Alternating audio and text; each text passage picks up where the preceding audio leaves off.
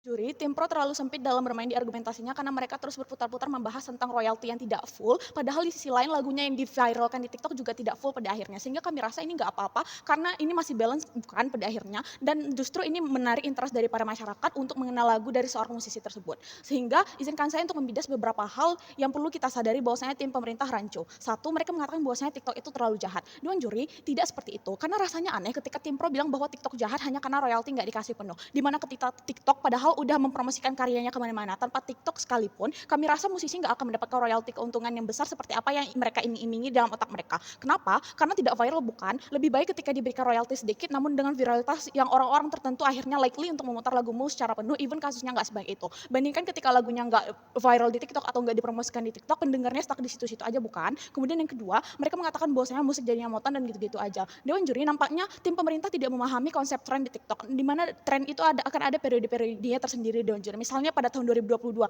viral lagu dengan happy seperti lagu Asmali Brasi, kemudian tahun ini ada divirali dengan lagu yang sedih seperti Galau Bunga Matahari. Sehingga kami rasa ini akan terus ada suatu perkembangan-perkembangan baru, namun kami rasa TikTok hanya akan memberikan konten-konten apa yang disukai dari para penonton pada akhirnya. Masuk ke dalam setup, beban pembuktian dari tim oposisi adalah A, mengapa hal ini tidak dapat terjustifikasi, dan B, mengapa pada akhirnya dengan hadir TikTok justru memberikan dampak baik. Dewan juri, terdapat beberapa penggambaran penting harus kita perhatikan. Satu, karakterisasi emosi. A, TikTok adalah aplikasi yang sering menjadi tren terutama di kalangan anak muda untuk mencari hiburan dan kesenangan. Dan juga akan banyak video seperti lagu-lagu atau tutorial dan sebagainya macamnya. Kemudian B, industri musik itu apa? Adalah suatu kegiatan orang-orang untuk menyalurkan kebolehannya di bidang musik di berbagai jenis musik baik itu jazz, rock, pop, tradisional dan sebagainya macamnya untuk meraih profit atau keuntungan. Tak jarang ini dijadikan ladang bisnis mencari pendapatan dan juga menghasilkan karya harmonisasi lagu pada akhirnya. Terdapat proses dan banyak pelaku di dalamnya seperti misalnya komposer, penulis lagu, penyanyi, produser musik yang memiliki tugasnya masing-masing dalam proses-prosesnya seperti perekaman sampai perilisan lagu pada akhirnya.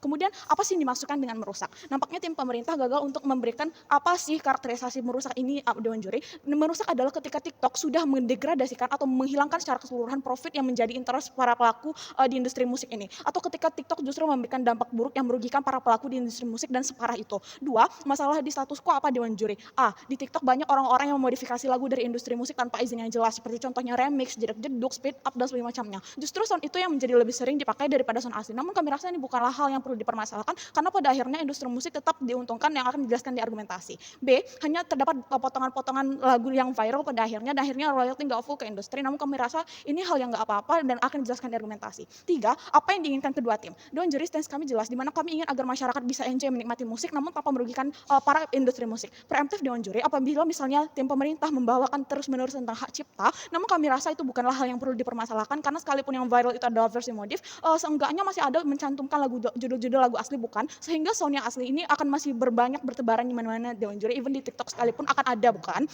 Masuk ke dalam argumentasi.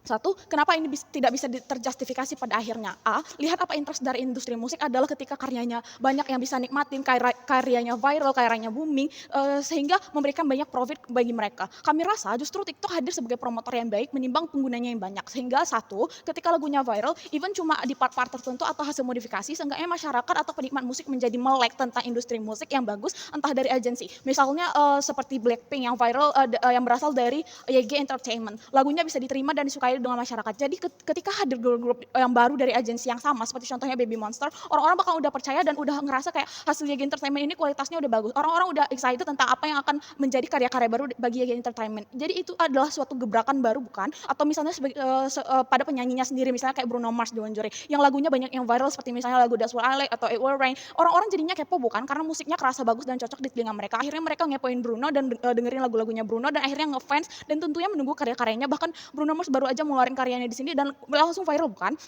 Sehingga ini bisa menjadi pemicu awal di mana ketika harusnya orang-orang tertentu aja yang tahu tentang seorang musisi misalnya, jadi lebih banyak yang tahu tentangnya dan menunggu karya-karyanya sehingga profit akan tetap masuk kepada mereka karena nama mereka sudah dikenal publik bahwa lagunya bagus-bagus bukan? Dua skenario. Satu, dengan orang-orang dengan selera musik yang sejalan ketika ketemu musik yang sesuai selera akan lebih likely untuk ikut dengerin musik itu terus. Misalnya orang yang suka dengan lagu genre-genre pop terus dengan lagu Taylor Swift tentu cocok akhirnya mau dengerin bukan pada TikTok.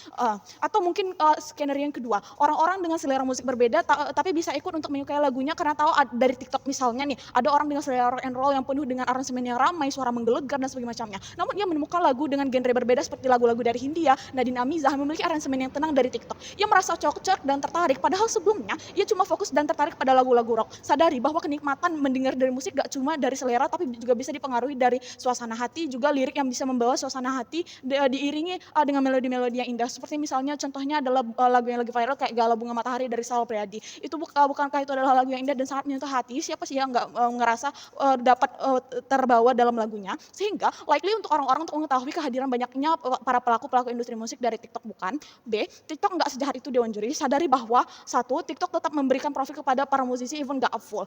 Kemudian kedua, TikTok nggak minta biaya pungutan ketika lagumu udah dikenal sehingga ini akan menjadi timbal balik. Terlebih TikTok yang juga punya program seperti TikTok Awards, di sana ada kategori Musician of the Year, Popular Song of the Year, Rising of Star of the Year dan sebagainya macamnya, sehingga TikTok justru memberikan apresiasi kepada para musisi. Kemudian TikTok juga punya fitur untuk mendengarkan sound secara lengkap, mereka mengenalkannya kepada Apresso ataupun mungkin TikTok Music, yang kami yakin kalau itu akan memberikan keuntungan pada industri musik pada akhirnya bukan. Argumen kedua kenapa dampaknya justru baik. Banyak orang FOMO Dewan Juri. Ini adalah yang pertama. Misalnya Tulus tren di TikTok dengan lagu-lagunya, maka orang-orang akan memaksakan diri sekalipun untuk suka dan hafal lagu-lagu Tulus agar dia bisa memenuhi standar TikTok untuk dapat menghadiri konser seperti misalnya nonton live share ke TikTok, nanti mereka akan viral dan video-video mereka VIP.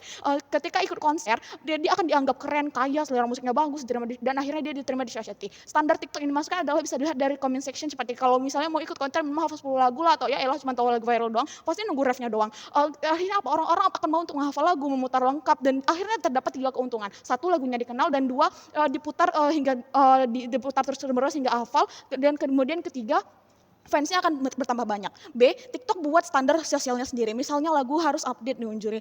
Dengan trennya minimal tahulah seenggaknya impactnya di TikTok ini orang-orang akan banyak gunain soundnya karena agar dia bisa ikut viral baik itu dengan lip sync, dance ataupun back soundnya doang. Yang penting dia FYP bukan. Namun coba lihat impact di luar dari TikTok itu. Misalnya di mall akhirnya diputar lagu-lagu yang viral bukan. Lagu-lagu yang diputar itu adalah lagu TikTok karena bikin pengunjung enjoy. Karena ketika TikTok ini viral, maka ini pemasarannya itu pas. Jadi orang-orang akan enjoy bukan. Atau misalnya ada acara atau karaoke akhirnya lagu-lagu itu yang diputar, atau bahkan kamu mau buat Instastory kamu juga pakai lagu itu, misalnya lagu Forever Young akhir-akhirnya tersebar terus di mana-mana. Hal ini membuktikan bahwa TikTok bisa membuat lagumu lebih viral, yang lebih booming lagi, dan juga buat lagumu akan diputar di mana-mana bahkan di luar TikTok sekalipun. Bangga menjadi tim pemerintah. Bangga menjadi tim oposisi.